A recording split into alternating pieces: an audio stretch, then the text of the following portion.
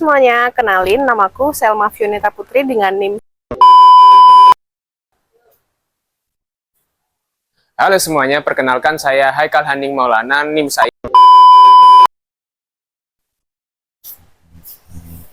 Halo semuanya, perkenalkan saya Karena Nazwamika Aulia dengan NIM.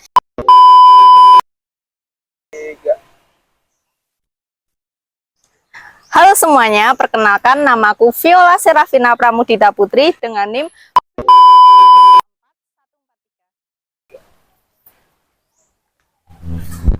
Halo semua, kenalin nama aku Dea Yonita Sari.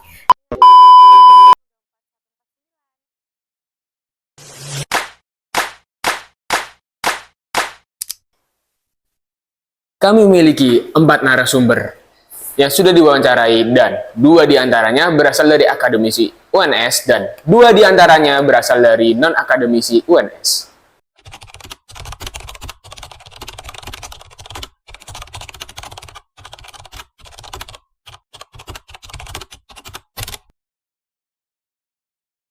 Narasumber kita yang pertama dari akademisi UNS yaitu Mas Restu.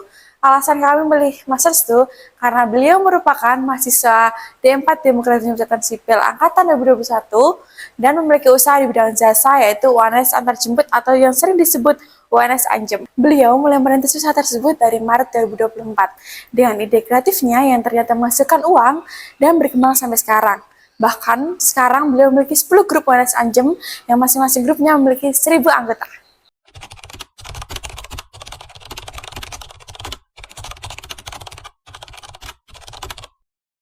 Narasumber kami yang kedua dari non-akademisi UNS yaitu Bapak Joko dan Ibu Minik. Alasan kami memilih mereka menjadi narasumber karena mereka memiliki usaha di bidang kuliner bernama Kantin Raus Eco yang terletak di Fakultas Teknik dan sudah berdiri sejak 2013. Bahkan usaha kantinnya ini sampai sekarang memiliki beberapa cabang di kantin UNS.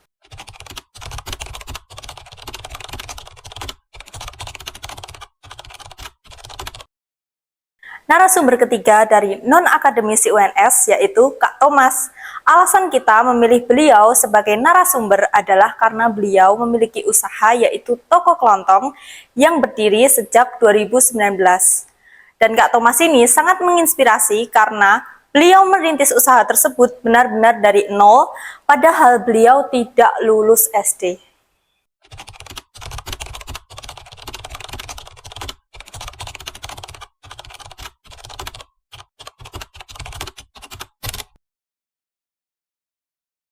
Narasumber keempat dari akademisi UNS yaitu Bu Hair. Alasan kita memilih Bu Hair sebagai narasumber adalah karena beliau merupakan dosen statistika prodi demografi dan pencatatan sipil UNS. Beliau ini mempunyai usaha di bidang kuliner yaitu wedang uwuh dan susu kambing etawa yang berdiri sejak 2019 yang dijual secara online dan juga offline. Bu Hoir ini juga sangat menginspirasi karena beliau meskipun sudah menjadi dosen tetapi tetap memiliki semangat untuk berwirausaha. Gimana nih teman-teman? Makin penasaran nggak? Daripada makin penasaran, yuk nonton video kita.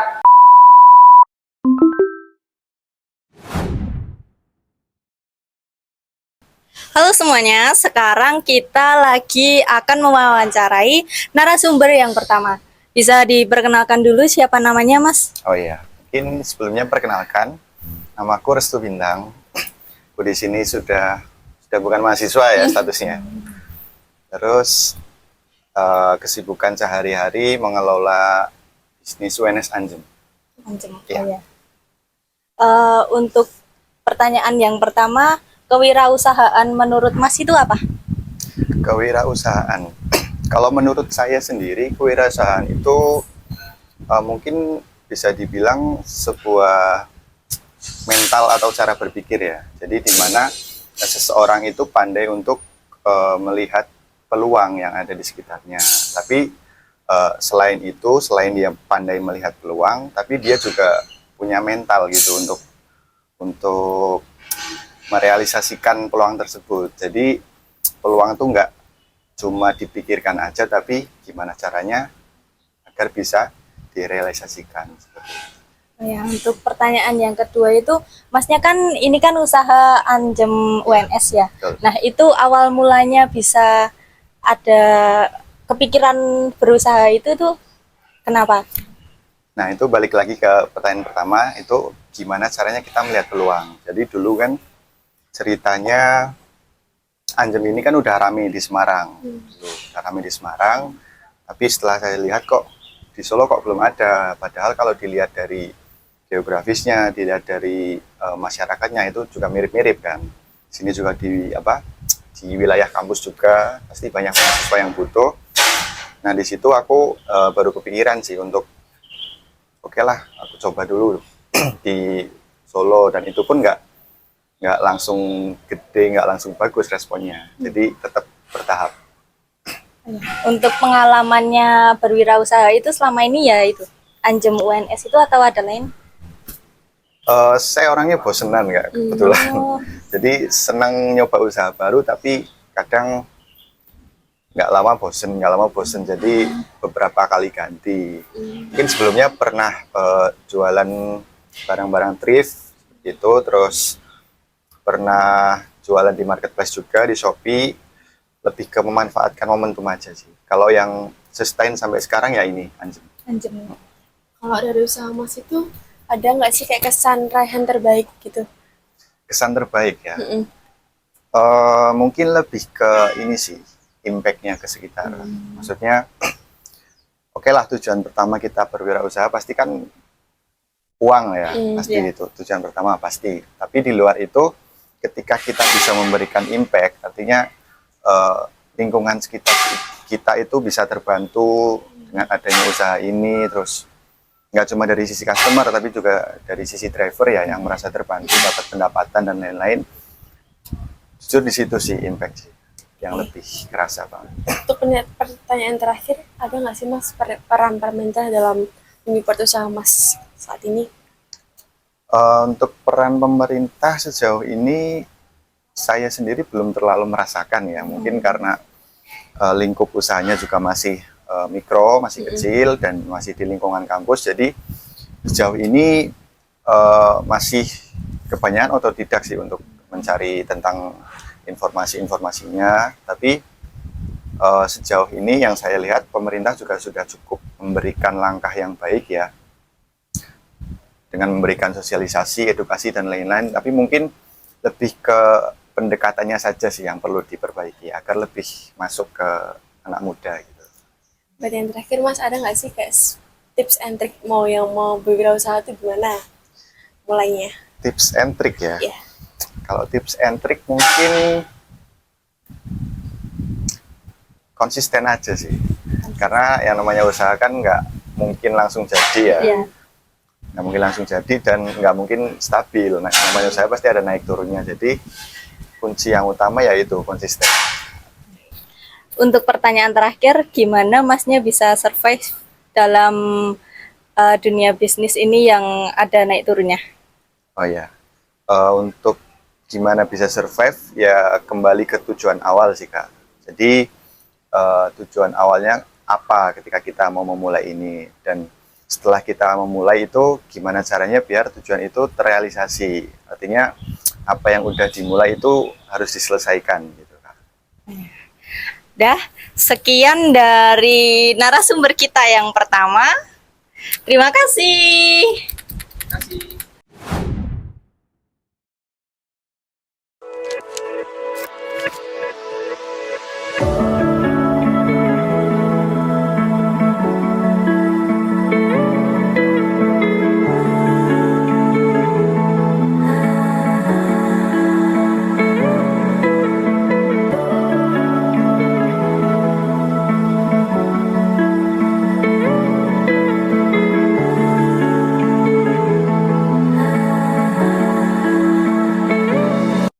Halo, perkenalkan nama aku Selma dan saya Manen. Kali ini kita mau mewawancarai narasumber yang kedua.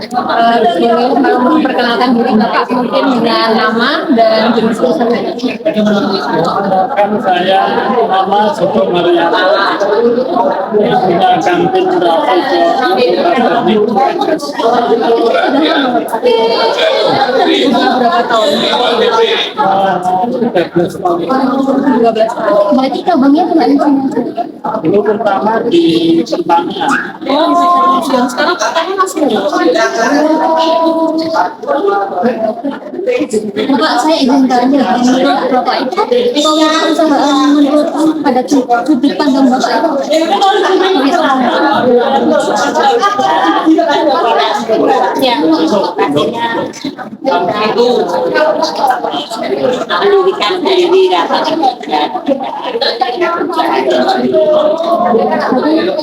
berusaha mandiri ya dalam Bapak berusaha ini omset paling besar itu berapa ya sehari? saya ya tangga hubungan Iya.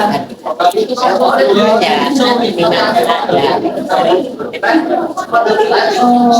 dari sudut Seluruh kampung itu kan harinya 5 juta. Terus menurut Bapak sama Ibu itu adakah peran pemerintah UMKM di Kota Surakarta misalnya pelatihan gitu? Ada kalau kantin kita itu kan kita nggak tahu ya tentang UMKM ada hanya sistemnya kan tidak permanen ini sistemnya lelang jadi kan suatu saat bisa di kalau yang di luar kan berdiri sendiri tempatnya ya kalau kita kan ini kan sistemnya lelang jadi bisa kena UMKM kalau ada kita nggak tahu. ini belum ada ya. Alhamdulillah ya. Karena ini berdasarkan dan lihat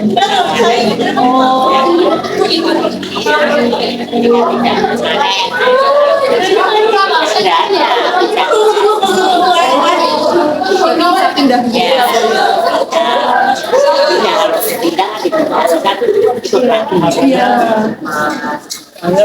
Saya punya tiga satu dua untuk sini kalau tidak ada kan punya saya kan punya restoran juga pertanian sama yang online total 5 ya Bu? Yang satu ini ya kebutuhannya juga ada berarti total berapa? karena ini kebetulan dua pertanian Oh gitu. iya Emang bukanya Senin sampai Sabtu Bu? yang Senin sama Sabtu sini nah ini yang selain Ini kalau buka sama Pak ini dari jam berapa sampai jam berapa? ya dari buka jam 6 jam tapi kan belum belum lah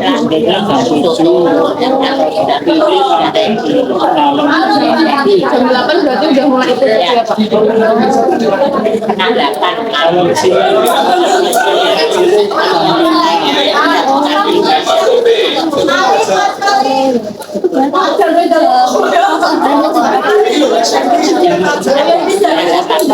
Yang di sini. Oke lah, cabang lain juga beda-beda ya. total ya setengah 5 Mentok setengah 5, jadi jam 5 ini udah. kita ya kita dapat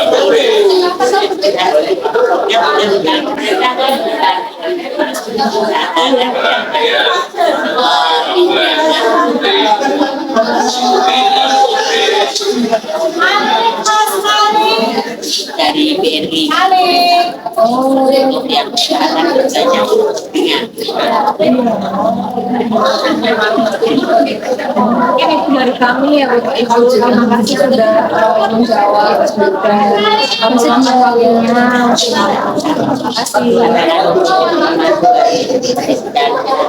Iya, terima kasih ya Bapak Ibu. Amin.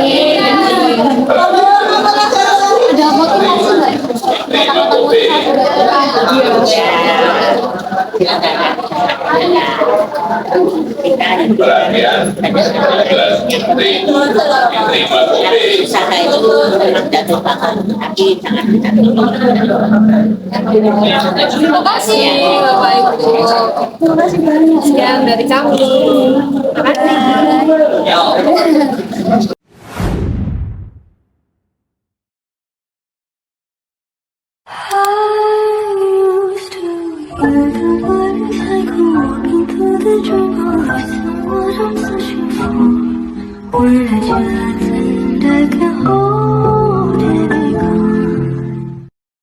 Halo semuanya, kali ini kita kedatangan narasumber yang ketiga. Nah, boleh diperkenalkan untuk namanya dan jenis usahanya di bidang apa? Nama saya Thomas Dianasmara. Jenis usahanya adalah jualan kelontong minimarket kecil. Oh ya, bisa dijelaskan itu toko kelontongnya udah berdiri dari tahun berapa dan gimana lika-liku usahanya? Berdirinya di tahun 2016. Jadi perintisannya tidak gampang juga. Dari toko kecil, jadi toko yang sederhana. Saya berjuang selama 9 tahun. Ya, Ada suatu peningkatan yang sangat luar biasa sekali. Itu yang saya dapat dari saya merintis di toko Thomas namanya. kalau boleh tahu ini lulusan apa ya, Pak? Saya itu S5. Tahu S5. SD lulus. Kelas 5 saya keluar. Jadi saya ininya terbuka nunggak 3 kali. Jadi keluar kelas 5 keluar. SD lulus saya. Ya. Awalnya bisa merintis usaha ini itu gimana? Saya inspirasi dari teman saya, teman satu gereja. Dan ketika saya pikir dari setiap ikut orang sama berbisnis itu sangat beda sekali. Ya. Jadi kalau saya tangkap dari, saya dulu kan kerja di serabutan, terakhir saya satpam security di pabrik garment. Dan saya bandingkan dari bisnis sama ikut orang, itu tinggi sekali. Dari minimal uangnya, saya nak ikut orang itu gaji dulu sekitar 40.000, tapi 1 hari. Nah, jadi tak banding-bandingkan saya nunggu di tempat pabrik garment itu 1 hari dengan minimal segitu. Terus saya punya inisiatif untuk buka usaha kelontong. Ya, puji nama Tuhan, ada suatu peningkatan yang sangat luar biasa sekali ketika saya itu usaha. Wira swasta itu sangat mendukung untuk kedepannya. Kalau dalam permainan ikut orang kan 40.000 entak sesasi,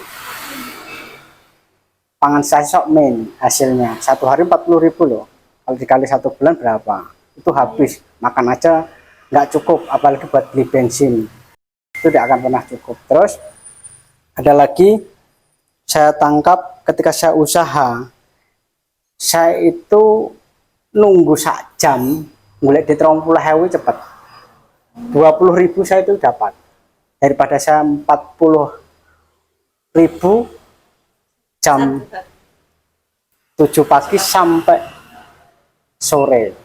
Jadi yang menjadi penyebab saya terinspirasi usaha itu poin untuk masa depan. Kemungkinan untuk bisa naik ekonominya lebih bagus lah, lebih baik daripada ikut orang. Itu yang saya tangkap.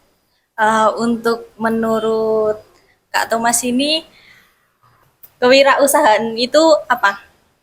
Wira swasta itu kayak yang saya tangkap itu suatu usaha untuk mendongkrak ya. Ya, kalau saya itu mendongkrak ya ekonomi. Jadi ekonomi itu bisa lebih maju kalau usaha loh daripada ikut orang. Ya itu yang wira swasta itu memang tantangannya tidak mudah. Kalau saya punya prinsip adalah punya keberanian untuk melangkah. Itu yang menjadi poin utama. Orang itu kalau tidak punya keberanian dalam usaha, tidak akan berani. Ikut orang umur 40 tahun sudah diberhentikan, di PHK. Umur 50 tahun sudah nggak kuat untuk usaha kerja tenaga. Tapi kalau usaha, kemungkinan kedepannya akan lebih baik untuk masa tuanya, untuk persiapan masa tuanya. Terus kedepannya juga akan mencukupi kebutuhan sehari-hari. Itu yang membuat saya melebihi, sosok lebih dari ikut orang. Itu yang namanya tanggap tentang usaha. Usaha itu sangat luas sekali. Ini saya juga belajar untuk apa ya, punya keberanian untuk mengembangkan kanan kiri, mengembangkan sayap untuk lebih apa ya, berpikir luas, bukan berpikir kecil. Itu yang saya tangkap tentang usaha. Untuk pertanyaan selanjutnya itu, dalam berwirausaha itu pengalaman Kak Thomas itu seperti apa? Contohnya kayak misalnya sekarang kan lagi menjalankan toko kelontong, ingin memperluas di bidang apa, atau emang sudah ada perluasan di bidang apa gitu? Sudah ada, di bidang perluasan sudah ada saya. Saya di bidang usaha tahu, pabrik tahu, sama jual kedelai. Terus juga di bidang usaha tentang saya melebar tentang jual beli motor, jual beli mobil, ya makelar itu. Dan permainan saya uangnya yang kerja, bukan tenaganya. Itu yang dari mindset pemikiran orang usaha daripada ikut orang. Saya tidak lulus loh, tapi saya punya apa itu, keberanian, namanya harus punya, mendongkrak itu butuh namanya keberanian, spekulasi untuk orang mau berusaha. Itu yang saya tangkap tentang usaha, tentang usaha. Baik Kak, untuk pertanyaan terakhir, apakah ada peran pemerintah dalam proses usaha Kakak, mungkin jadi pelatihan atau bantuan dari pemerintah Kota Surakarta atas usaha Kakak? Kalau saya, pemerintah itu juga ikut andil tentang apa ya, ya tentang permudah barang-barang yang kita beli kan dipermudah juga. Jadi kan tentang barang yang tidak ada menjadi ada, terus barang itu terus ada, biar konsumen itu tidak mengecewakan untuk cari barangnya itu. Itu peran pemerintah itu pentingnya itu, Dek. Jadi pemerintah harus selalu mempelancarkan orang wira swasta tentang kebutuhan yang di bidang toko kelontong. Wira swasta di bidang toko kelontong. Dan juga apa ya? Ya lebih apa ya, lebih dipermudah, jangan dipersulit untuk mendapatkan barang itu. Jadi itu yang saya tangkap dari pemerintahan itu. Baik Kakak, untuk pertanyaan terakhir mungkin ada tips and trick buat teman-teman yang mulai usaha itu gimana cara awal mulainya? Kalau saya itu usaha itu sudah di bidangnya ya, basicnya. Kalau saya itu basic bidangnya apa? Kalau basic bidangnya tentang usaha saya, contohnya saya jual beli. Tentang jual beli apa yang bisa menghasilkan saya untung, satu kelontong. Terus saya bisa bidangnya jual beli makelaran. Terus ini tentang pabrik tahu, saya pabrik tahu, dan itu kan saya juga tahu bidangnya itu, berpengalaman di itu. Jadi itu yang saya pelajari ketika mau melangkah, harus pengalaman dulu di bidangnya. Jangan ya wani tapi jangan apa ya, ojo ngawur, nah itu lah. Jangan konyol. Jadi itu yang saya pelajari dari cara mau melangkah Untuk pertanyaan terakhir, satu kalimat motivasi untuk anak muda yang mau memulai untuk berwirausaha. Kalau saya itu berpikir tentang namanya kata integritas. Jadi karakter itu sangat menentukan masa depan. Jadi karakter integritas itu sangat mendukung sekali untuk meningkatkan anak muda dan kedepannya bisa berhasil. Kalau tidak memiliki namanya karakter yang baik, karakter yang baik, integritas itu luas. Ada kedisiplinan, terus tanggung jawab, berani capek dalam mengelola bisnis, tidak menyerah, terus berpikir positif. Dan jalan utama adalah sesuai dengan kerohanian. Diperkuat namanya kerohanian sih utama. Nah, tanpa kerohanian, tanpa Tuhan, andalkan Tuhan kalau saya gitu. Andalkan Tuhan dan akan memengaruhi segala aspek hari-hari kita untuk kita bisa melangkah. Dan akan memiliki namanya karakter yang positif. Dan timbul namanya keberanian, kuasa integritas itu. Jadi buang waktu-waktu yang sia-sia seperti kehidupan sehari-hari yang membuang waktu, buang energi, terus mendengarkan toksik, sorry ya, itu yang membuat orang akan jatuh. Dan jangan merasa diri kita lemah, jangan merasa diri kita meskipun banyak tekanan, banyak intimidasi dari kanan kiri, apa kamu bisa wira swasta, yang penting hati nuranimu sama singgah urip, intinya kan sama Tuhan. Jadi itu yang menjadi poin saya untuk saya bisa mendongkrak namanya berkat kemajuan tanpa berpikir positif. Pikiran itu sangat mengaruhi loh untuk mencapai kita keberhasilan. Kalau anak muda cuma pesimis, kerjanya cuma nongkrong main HP, malas-malasan, pengen uang banyak tapi tidak mau berpikir untuk lebih dewasa, melangkah, kerja keras, intinya kayak capek sedikitnya menyerah, ada tantangan sedikit menyerah, merasa putus asa, ada tekanan kanan kiri yang membuat dia melemah, itu dia takut, dia down. Itu bukan solusi kalau bagi saya. Satu, karakter integritas, hidup positif di setiap kehidupan sehari-hari, pergunakan hidup di dalam kehidupan yang positif, kegiatan yang positif hari demi hari. Itu yang saya pelajari tentang apa ya, motivasi untuk maju, untuk berkembang. Tanpa hidup dalam berpositif nggak akan bisa. Nih, mindset kita mempengaruhi ke depannya. Kesuksesan, keberhasilan tergantung kita. Hidup itu pilihan.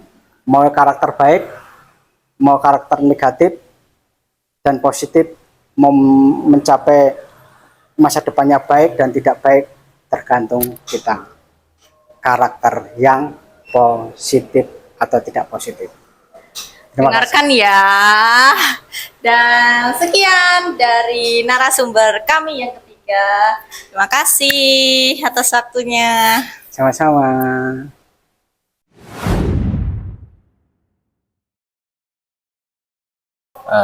Perkenalkan, saya mewakili teman-teman saya Haikal Haning Maulana dari kelas E, ingin mewawancarai dari akademisi UNS tentang kewirausahaan. Mungkin Ibu bisa perkenalkan diri terlebih dahulu. Oke, perkenalkan, nama saya Hairunisa, salah satu dosen prodi Demografi dan Pencatatan Sipil di UNS. Ya. Kalau menurut Ibu nih, langsung to the point aja ya Bu. Ya, boleh-boleh. Oke. Kalau menurut Ibu, kewirausahaan itu gimana sih Bu? Kalau menurut saya pribadi, ya mungkin tiap orang kan punya definisi dan pandangan berbeda. Kewirausahaan kan namanya berusaha. Betul. Kita berusaha sendiri, berusaha dari usaha sendiri mandiri untuk menghasilkan suatu produk maupun jasa. Jadi dalam bentuk produk atau jasa. Jadi tidak harus suatu produk yang bisa dilihat secara fisik ya, tapi juga bisa dalam bentuk jasa, dan itu menghasilkan uang gitu ya, menghasilkan uang dan pendapatan. Itu sih inti dari wirausaha. Oke. Kalau Ibu ada nggak sih pengalaman dari kewirausahaan ini? Kalau pengalaman sebenarnya sejak kuliah ya, sejak kuliah waktu S1 dulu saya mahasiswa semester berapa ya? 4 ya kalau nggak salah. Itu saya sempat juga berwirausaha ya, jualan jilbab ya, jualan jilbab. Sudah punya akun IG dan sebagainya, tapi karena sudah lulus semua jadi sudah berhenti gitu ya. Tapi sampai saat ini saya juga belajar, masih punya ya sampingan lah usaha untuk menjual eh, susu kambing Etawa dan wedang uwok dari Jogja gitu. Dan itu saya pasarkan di offline dan juga di online shop kayak gitu. Selama Ibu berwirausaha ini ada nggak sih kendala, terus ada nggak bantuan dari pemerintah atau orang-orang terdekat gitu Ibu? Oke, kalau kendala itu pasti ada ya. Pasti ada. Pertama, biasanya kendala kalau produk fisik ya, kebetulan produk fisik itu adalah kendala di pengiriman biasanya. Ya, pertama biasanya pengiriman itu ada orang mau beli produk ya dari Jogja misalkan, tapi dia orangnya di Kalimantan atau di Sumatera gitu kan. Pasti yang dipertimbangkan adalah ongkos kirim. Nah, itu menjadi kendala juga. Kemudian ada yang jadi beli, ada yang jadi tidak. Kemudian juga di online shop itu juga kendalanya adalah pernah terjadi mungkin packing yang kurang aman dan juga kurir yang asal lempar gitu ya. Itu juga sempat jadi retur ya. Jadi barangnya rusak, ya kita juga harus siap rugi di situ gitu ya. Sama mungkin kendala itu kendala teknis ya. Untuk kendala mungkin di sistem biasanya adalah terkait dengan pencatatannya. Nah, pencatatan keuangan itu harus rapi gitu. Karena kalau nggak rapi, nanti kita tidak bisa membedakan mana yang namanya HPP gitu ya, kemudian juga dengan keuntungan. Itu sih kendala yang selama ini. Sama kalau bantuan ya, kebetulan saya mungkin bukan bantuan ya, ada pernah juga saya mengikuti seminar atau pelatihan ya, pelatihan selama 2 hari, itu memang free gitu ya, free dari Kabupaten Sleman, karena kebetulan saya domisili di Sleman. Itu ada pelatihan UMKM di Kabupaten Sleman, kemudian di tiap kecamatan ya itu sudah difasilitasi gitu ya dari pemerintah daerah untuk siapa UMKM yang mau ikut dan punya UMKM bisnis, silahkan ikut secara free. Dan di sana ada pelatihan dari awal membuat bisnis, pemasaran gitu ya, sampai nanti marketingnya seperti apa di media sosial. Itu sih. Oke. Eh, tapi selama Ibu menjalani bisnis ini, ada nggak keuntungan terbesar? Kayak semisal penjualan ke 1.000, ke 2.000 gitu nggak? Oke, kalau keuntungan terbesar mungkin mungkin bukan penjualan ke 1.000 dan sebagainya ya, Iya. tapi cukup untuk apa namanya, keuntungannya ya, keuntungannya bisa untuk membeli ya barang-barang yang sekiranya itu mungkin membeli HP dan sebagainya, itu sudah sampai ke tahap itu gitu ya. Jadi mungkin per bulan berapa ya, kadang 500 sampai 1 juta itu sudah bersih gitu ya. Jadi tapi tergantung tadi ya, Iya. karena poinnya di bisnis itu adalah kita harus sering up ya terkait produk kita di media sosial. Kalau tidak pernah up, nah itu nanti akan menjual turun. Karena saya merasakan itu dari awal, sering posting sama tidak sering posting itu akan terasa penurunan penjualan. Mungkin ada nggak sih dari Ibu buat memotivasi kami sebagai mahasiswa untuk berwirausaha ke depannya itu? Motivasinya sebenarnya jangan takut untuk mencoba, itu sih. Jangan takut untuk mencoba, karena kalau sudah takut untuk mencoba ya pasti nggak akan pernah bisa. Tapi kalau kayak gitu ya Bu, ya kan pasti manusia juga bisa memikirkan hal yang buruk. Ya, Nah, kayak gitu gimana Ibu? pendapatnya Ibu? Nah, sama. Saya juga kan bermula ketika S1 ya. Ya. Itu mungkin kita semua berpikir modal itu harus uang. Ya. Iya kan? Nah, padahal sebenarnya selain uang, itu ada modal yang itu tidak harus berwujud uang, yaitu skill. Nah, dulu saya waktu S1, awal itu yang jualan jilbab itu semester 4-5 lah. Itu memang modalnya kita cuma 100.000 per orang. Jadi ada 4 orang 100.000. Kemudian dari 400.000 itu kita sudah balik modal sekitar sebulan sudah balik modal. Iya. Karena jilbab itu keuntungannya banyak. Ya. Kemudian di akhir setelah saya wisuda, nah, itu saya buka bisnis lagi gitu ya. Tapi jasa ya. Jasa makanya tadi saya sampaikan kalau ketakutan itu muncul gitu ya, mungkin modalnya dari uang gitu ya, selain uang, ada juga sebenarnya opsi skill tadi ya. Nah, karena di saya itu prodi statistika S1-nya gitu, punya skill analisis data. Nah, waktu itu saya sama teman saya mendirikan lembaga konsultan tanpa modal apapun. Jadi 0 rupiah dengan modal ya skill tadi. Skill kita punya bisa menganalisis data, dan akhirnya dari mulut ke mulut sampai klien pun sampai ada yang kliennya S3 beliau, ya kan? Tanpa modal, ya jadi 0 rupiah. Nah itu jadi saya sampaikan jangan pernah takut buat mencoba gitu, dan mencobanya jangan langsung ekstrim juga gitu ya, jangan modal berapa ratus juta itu enggak gitu. Yang kecil-kecil dulu, sebelum misalkan uang ada ya pakai uang. Tapi kalau tidak ada uang, tadi saya sampaikan skill. Ya kan teman-teman mahasiswa di sini kan ikut organisasi macam-macam ya. Nah, itu pasti punya skill yang kemudian nanti ketika lulus itu bisa dipakai. Jadi jangan mempersempit definisi modal itu harus uang gitu. Jadi skill kita bisa apa? Bisa dijual. Itu sih. Oke, mungkin ya cukup dari kami. Makasih ya Ibu sudah bisa meluangkan waktu untuk bisa mewawancara hari ini. Oke, sama-sama. Semoga sukses semuanya. Amin.